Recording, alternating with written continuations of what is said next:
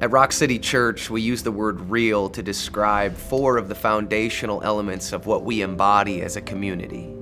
I think it's a great word because at Rock City Church, we're real, we're raw, we're vulnerable, we're open, we're ready to receive anybody who walks through those doors. And that word real stands for this. It stands for reflecting Christ, equipping the family, advancing the kingdom, and also loving our community. What does it mean to advance the kingdom? I think when I hear the word advance, I immediately go into a militaristic mindset. Advance, advance, advance. Take the ground at all causes.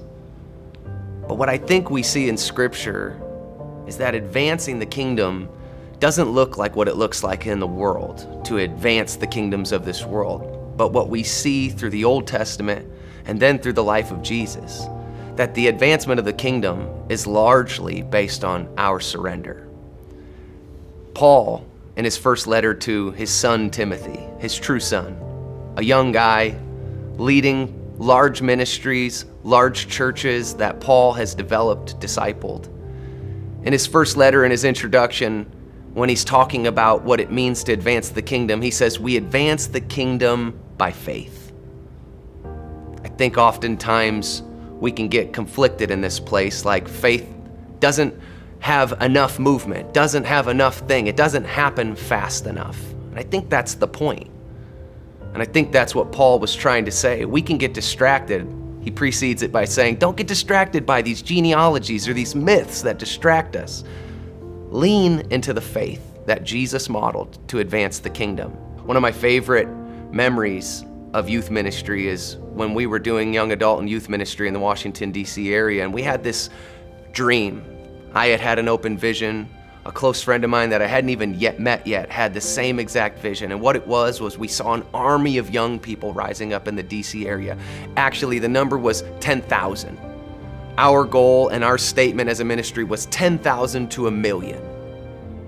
Raise up 10,000 harvesters onto 1 million souls in the Washington, D.C. region. So for 7 to 8 years, that's what we did. Every Friday night, we invited hundreds of young people to come out. And you know what? It didn't happen fast. We thought it'd happen in years, but after 7 years, we still hadn't seen 10,000 harvesters raised up. But we began to see the mobilization of the gospel, and what we saw impact was not just our church or the churches that these young people were a part of. We saw their teams, their basketball, their football, their lacrosse, their Bible organizations on campus began to flock up. We saw young ministries birthed in the region that were being largely led by young people and high school students. It was one of the most encouraging things to say, wow, what we wanted to see happen, we began to see. And my friend is still leading that ministry in the Washington, D.C. area. In Matthew 19, there's some children that are trying to come to Jesus.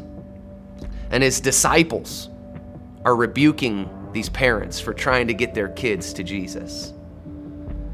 But Jesus says this to his disciples, leave the children alone and do not forbid them to come to me, for the kingdom of heaven belongs to such as these.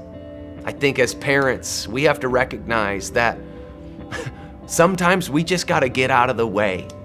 That the youthful, young, zealous passion that sometimes feels like it's too much is actually not too much for the Lord, even if it's too much for us.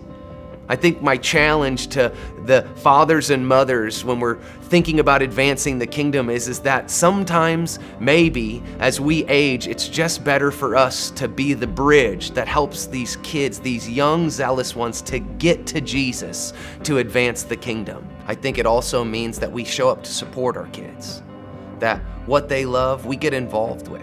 We don't look at it as a deterrent or something that's annoying or something that's just an inconvenience to our adult lives. I think another thing that we can begin to do to see a local expression and a local change is to encourage our kids to speak up, to encourage our kids. And we begin to model it as parents. Pray with your kids.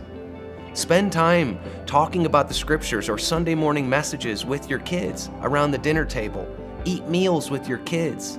Talk with your kids. Ask them important questions about their days, what's going on with them at school. They might not open up immediately, but I promise, after enough time and enough questions and after enough time of you showing them that you're not going anywhere, and you're interested and you're not just asking them because you want to know the dirt or the details of what's going on in their life, I promise if they feel like you care, they're going to talk with you.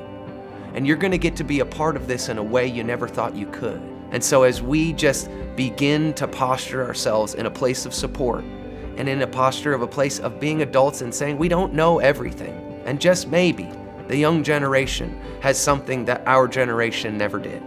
To change this region, we're going to have to come together, and we're going to have to get behind these young people, because I believe that they're the ones who are carrying the message.